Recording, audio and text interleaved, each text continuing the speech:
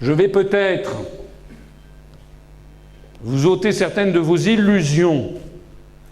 Mais prenons l'exemple tibétain.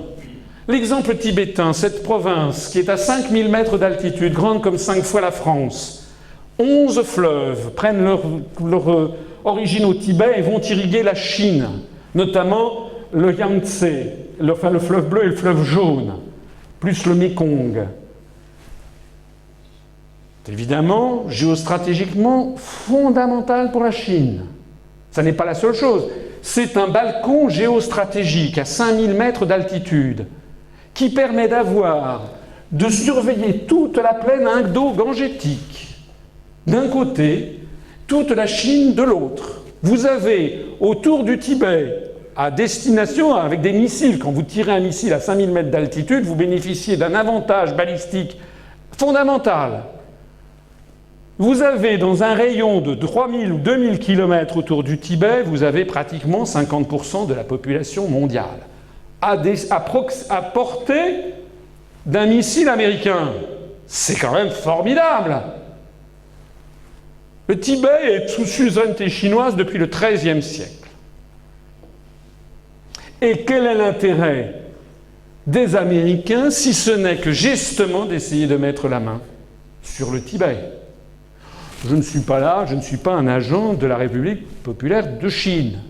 Je sais que la Chine a fait une tentative de sinisation forcée du Tibet. Mais ça, on nous rebat tellement les oreilles que j'imagine que vous le savez. Mais est-ce que vous savez en revanche, voilà ce qui se passerait si les Américains s'installaient, est-ce que vous savez en revanche qui est le Dalai Lama, l'océan de sagesse, très ami avec tous les dirigeants américains? Le Dalai Lama est un agent américain. On sait combien il est payé depuis les années 50. On sait que son frère, ça c'est tiré de Time. Time a publié la liste des agents de la CIA. Who's on the CIA payroll? C'est pas moi, hein? On a même la photo, Tupen Jigme Norbu, le frère du Dalai Lama, qui a commencé à travailler comme traducteur pour la CIA. Si vous ne me croyez pas, allez lire les ouvrages sur le sujet. Sur qui est exactement le Dalai Lama? Le Dalai Lama qui ne connaît pas d'ailleurs uniquement les dirigeants américains. Le Dalai Lama avec son ami le nazi Heinrich Harrer, qu'il a connu depuis des décennies entières. Depuis d'ailleurs que ce nazi était venu, dans le cadre des années 30, vous savez, les recherches hitlériennes sur l'origine des Juifs ou je ne sais pas quoi. C'était lui, Heinrich Harrer, le copain actuel du Dalai Lama, enfin il est mort maintenant, un des proches d'Hitler dans les recherches pseudo-scientifiques sur les origines des Juifs dans l'Himalaya. Le Dalai Lama, avec son ami le criminel de guerre Hauptsturmführer SS Bruno Beger, que l'on voit ici, juste derrière le Dalai Lama.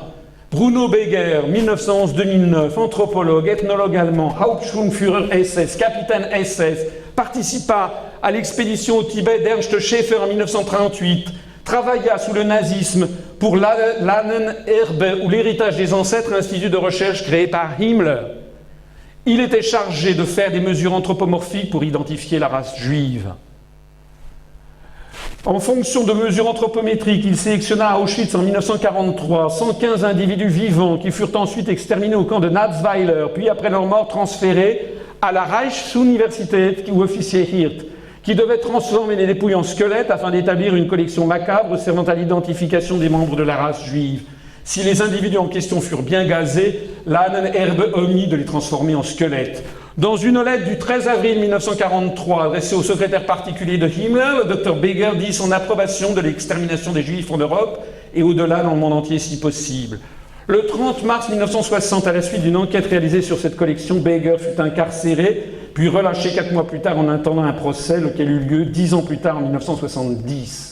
À son procès, Beger affirma qu'il ignorait que les détenus d'Auschwitz dont il avait pris les mensurations étaient destinés à être tués. Le 6 avril 1971, il fut condamné par le tribunal de Francfort pour complicité dans le meurtre de 86 juifs dans les camps de concentration.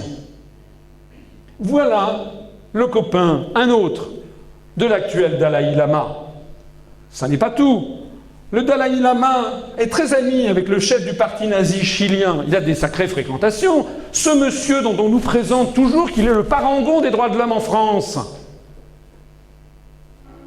Pourquoi jamais il n'y a une enquête sur le Dalai Lama? Pourquoi jamais on ne dit quel est le point de vue des Chinois sur cette affaire? Pourquoi jamais on ne dit que si les Américains, si le Tibet devenait indépendant, ce seraient les Américains qui s'y installeraient, qui ont recyclé le Dalai Lama comme ils ont recyclé Walter Hallstein, le juriste nazi, pour une domination totale de la planète? Le Dalai Lama, avec Shoko Asahara, vous savez, le leader de la secte Shoko Asahara, qui a tué au gaz sarin dans le métro de Tokyo le 2 mars 1995. Ah, il a des sacrées fréquentations. L'océan de sagesse.